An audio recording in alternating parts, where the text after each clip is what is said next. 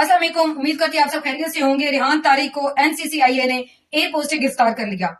Platform कोई भी हो, हमें अपनी हदूद के अंदर रहकर काम करना चाहिए, क्योंकि हमें कोई भी प्लेटफॉर्म, चाहे वो जनरल मीडिया है, चाहे वो प्राइवेट चैनल है, चाहे वो कोई मजहबी प्लेटफॉर्म है या फिर सोशल मीडिया है, हमें कोई प्लेटफॉर्म इजाजत नहीं देता कि हम मजहब के हवाले से किसी को पॉडकास्ट में बुलाकर किसी की दिल आजारी करें या किसी के साथ इंतशार पर मबनी जो है वो सवालों जवाबात करें। और रेहान तारिक का तो ये वतीरा रहा है कि वो अपने पॉडकास्ट में लोगों को बुलाते हैं और उनको दिन की जाती जिंदगी के हवाले से सवालों जवाबात करके उनकी तजलील करने की हतम कोशिश करते हैं। लेकिन वो कहते हैं कि 100 सुनार की और 1 लोहार की। यही इन्होंने काम अल्लामा जवाद नकवी साहब को बुलाकर करने की कोशिश की, जानबूझकर मजहबी और इंतशार पर मबनी उनसे सवाल किया, इतना तलब, जिन पर उनके रद्द अमल के हवाले से इनका जो भी रवैया था उस पर जो है वो इन पे FIR हुई है, जो कि A295 है। और रेहान तारिक का 6 दिन का जिस्मानी रिमांड भी ले लिया गया है।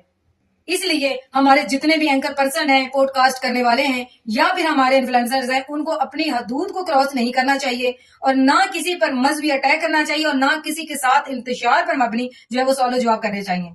कोई भी फील्ड हो, वो हमें इंतशार फैलाने की हरगिज इजाजत नहीं देती। और जैसे ही हम स्क्रीन पर बैठते हैं तो हम समझते हैं कि हम पूरी दुनिया पर काबज हो गए हैं और जिससे जो दिल करेगा हम सवाल कर सकते हैं। हम बहैसियत कुलीग रेहान तारिक के लिए दुआ गो हैं कि अल्लाह पाक उनकी मदद करे और उनको इस मुश्किल से निकाले। और ये जो उनको झटका लगा है, इसको रेहान तारिक एक सबक के तौर पर लें और आइंदा अपने पॉडकास्ट में बुलाकर किसी की भी ऐसे तजलील ना करें, क्योंकि हमारे एथिक्स से इस चीज की इजाजत नहीं देते कि हम मजहबी तौर पर किसी को भी हर्ट करें। हम सियासतदानों पर कीचड़ उछाल उछाल कर, उनके बारे में अच्छा बुरा बोल बोलकर, झूठ सच के इल्जामात लगा लगा कर हम इतने ओवर हो गए हैं कि हम मजहबी जो शख्सियात हैं उनको भी टेस्टर लगाने से जो है वो बाज नहीं आते। और यही चीज हमारे गले का फंदा बनती है और फिर हम पीटते हैं कि हमें पता ही नहीं किस चीज की FIR हो गई है। रेहान तारिक साहब, आपको नहीं पता आप पे FIR किस चीज की हुई है? अब आप किस चीज का वावेला कर रहे हैं? आपको किसने इख्तियार दिया था आप मजहबी इशू छेड़े?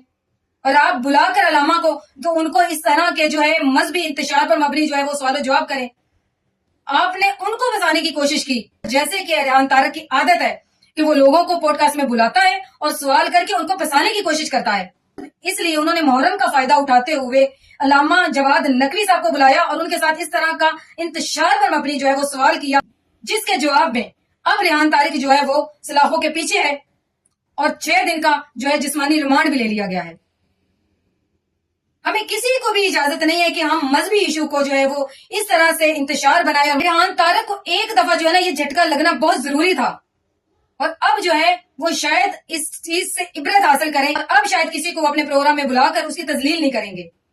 कभी किसी टिकटॉकर को बुला लेते हैं, आपका ये डांस कैसा है, आपका ये ड्रेस कैसा है। कभी किसी की फैमिली मैटर में से किसी को व्लॉगर को बुला लेंगे, यूट्यूबर को बुला लेंगे, आपका ये फैमिली मैटर कैसा था, किसी का घर बर्बाद करते हैं। और अब जाकर इन्होंने मजहबी इशू छेड़ लिया है। रेहान तारिक, अब आपको समझ आ गई होगी कि जब आप किसी के लिए गड्ढा खोदते हैं तो उसमें गिरते सबसे पहले आप खुद हैं। और रेहान तारिक के इस FIR के बाद हर एक इन्फ्लुएंसर को, हर एक रिपोर्टर को और हर एक जर्नलिस्ट को इस चीज से इबरत हासिल करनी चाहिए कि अपना मजहब छोड़ो ना और किसी का छेड़ो ना और इंतशार पसंदी जो है ना उससे ग्रेज करें, अपनी बाउंड्रीज के अंदर रहकर अपना जो फर्ज अदा करें। बहुत शुक्रिया, सलामत रहें।